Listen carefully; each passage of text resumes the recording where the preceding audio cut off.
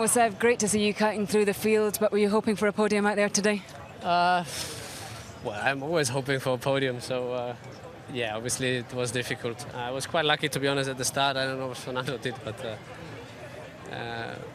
maybe, I don't know, the last party, Pastor didn't buy him any drinks and he paid back. But yeah, I was quite lucky because he hit me as well. I think he lost the car under braking and he brushed my rear left tire, but fortunately I think it was only his tire that brushed my tire, so could have been over after, you know, only a few meters, similar to yesterday's qualifying. But we stayed in the race, and then at the beginning it was a bit difficult with all the option runners around us, but we managed to keep it calm, and then once they pulled in, we could unfold the pace that the car had today and make progress until the end. So yeah, it was a fun race, and I think the best result that we could have got.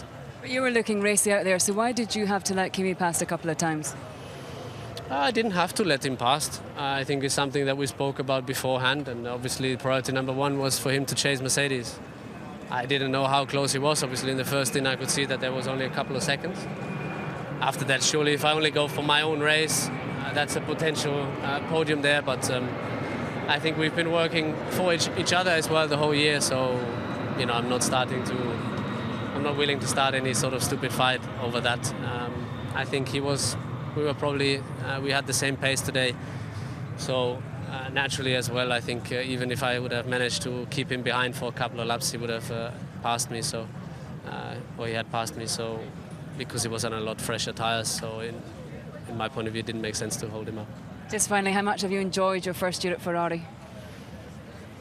Very much. I think it was phenomenal the way we kicked off the season, a podium, a win in the next race, so yeah, obviously you know, having won a couple of races already in the first year, we know where we want to go, and if you look at the constructors, you know, it's natural that there's one place to improve, and that's what we want to get. But of course, we know it's a big step.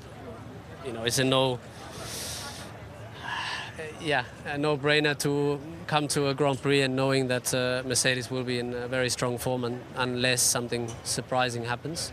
When we had our chances, we used them, but we know that there's a lot of catching up to do for next year. So we're all fired up. I think tonight we forget a little bit about that and just enjoy the season that we had, and then from tomorrow morning onwards, 8 o'clock sharp, we focus on next year.